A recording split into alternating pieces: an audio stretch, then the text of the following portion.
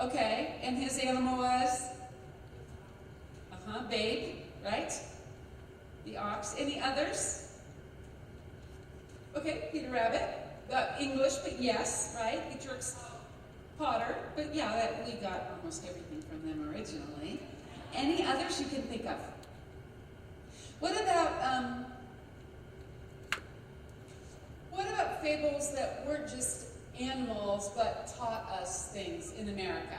So we said Paul Bunyan, but can you think of any others? Okay, yeah, kind of is. I always hate to say negative, because we esteem him so highly, but did he really chop down the cherry tree? That's debatable. And we could debate it through a systematic series of questions. What else in America? Yeah, I think Johnny Appleseed's really interesting. So what's the gist of that story, Johnny Appleseed? We got all of our apple trees? What do you think?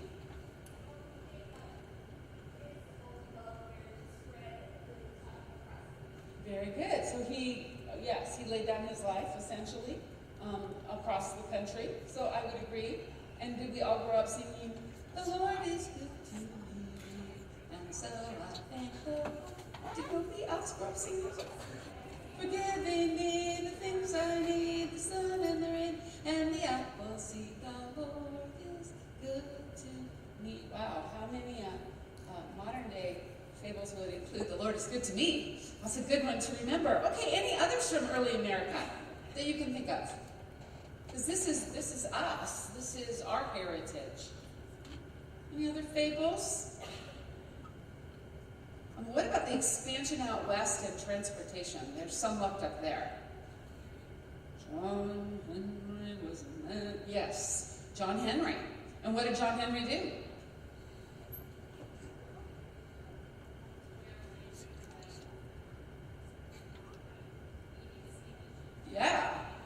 Yeah, were they laying down the tracks? So John Henry, very much a part of, right, Americana and westward expansion. Others that you can think of? Pecos Bill, okay. And is he more regional? Yeah, western. It's very true. How many of ours are about westward expansion? I hadn't thought about that before. Okay, Pecos Bill. Others? Daniel Boone, yes. Daniel Boone, was that the song? Yes. Wow, those are almost lost, but how important. And I was in Boone, North Carolina, and went and saw his house. Daniel Boone, very important. The stuff legends are made of. Are they all completely true? Probably not. But they give us fodder, and they give us an opportunity to build the moral imagination. They give students the opportunity to speak and to write and to use and develop their muscles in these areas. Fables. Any other American ones? Can you think of anybody from the West? Any West Coast? I can't, I don't think, and I grew up on the West Coast. Okay, Annie Oakley, yes. Yeah, she did some pretty amazing things. Annie Oakley, any others? David Crockett. Okay, so you have all those boys down Jimbui, all of those. Okay, what about an early American? What about Swamp Fox? Anybody know about Swamp Fox? Okay, that's early American, right? And that was down, what state? Georgia. Okay, Georgia. So you begin to see not only countries, but then regions having their heroes, their tall tales, their fables. Fables are important. They teach us moral lessons. Important for our children to learn, and important for them to feel comfortable about. And you don't see a lot of those in modern literature right now. So I think important for us to take a look at. So that is fable. Narrative. These are the two that you're most familiar and comfortable with. Narrative. Narrative is simply the who, what, where, when, how, and why of every single situation. So tell me just for a minute, as you consider your discipline, how could you use narrative in front of a class to describe things going on in your class. And obviously we know we can use it when we talk about a literature book or a historical situation. But give me some other ideas. Narrative. The who, what, where, when, how, and why.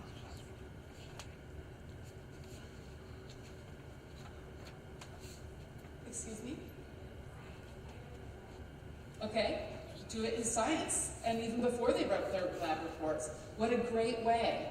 They have seen it. They may have even done it.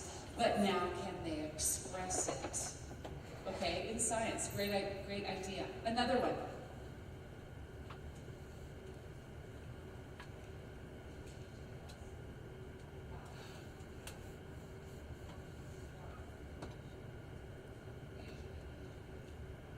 Right.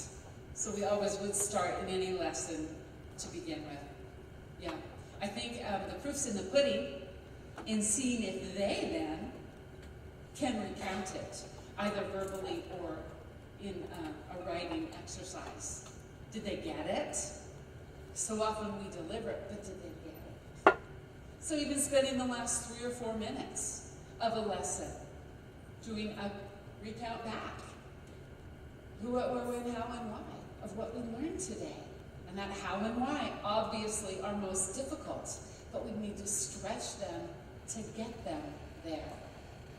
So make sure as you end your lesson, you end that hour, make sure those last 5 minutes are spent on review.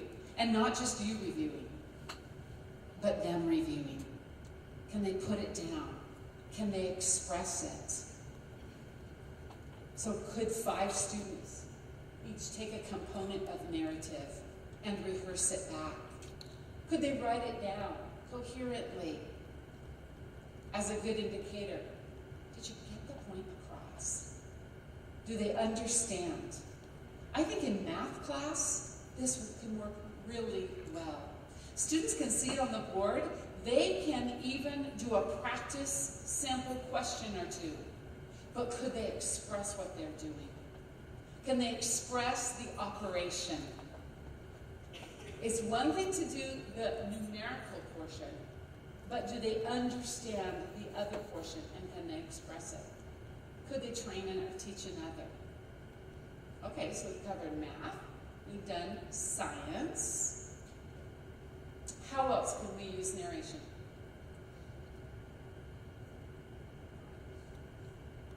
Okay, Bible stories, absolutely. So as we take a look at them, and we enjoy them, and we look a little bit more deeply at them, can students know and understand? Can they narrate back? Can they write it out? Can they add some interesting language? All right, so we've done Bible. Where else? Yes.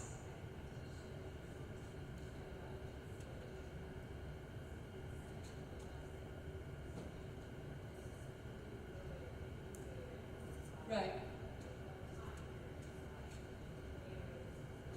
Yes.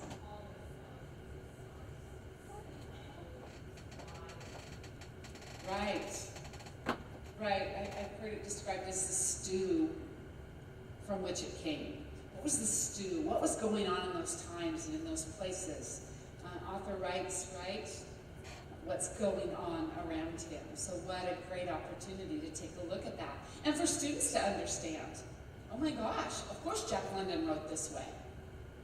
This was the time. This was the air he was breathing. This was westward expansion. This is going up into Alaska. This was survival of the fittest, and naturalism was raging. No wonder he wrote what he wrote. Students understand that, and they become confident in it. So literature. Another example.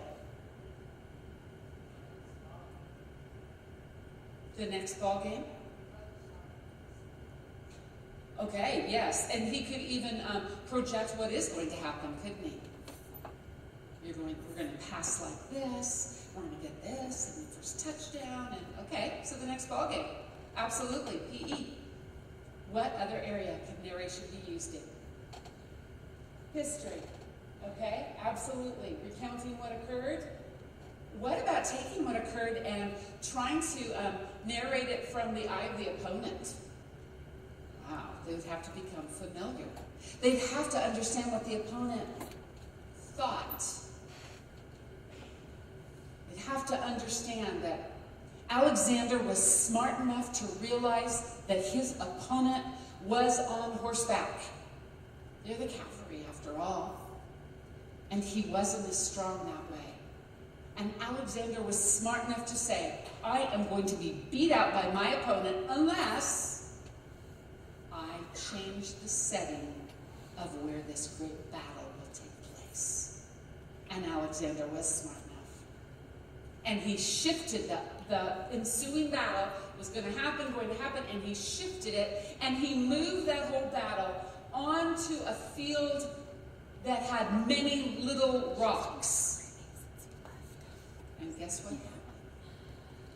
The horses, who'd been so sure-footed on an even field, were suddenly no longer sure-footed and worrisome and troubled, and they shied, and Alexander won the day. If that's not logic, I don't know what is.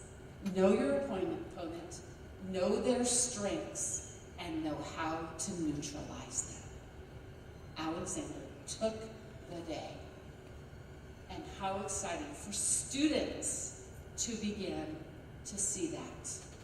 That's using logic. And that is turning the battle as a result.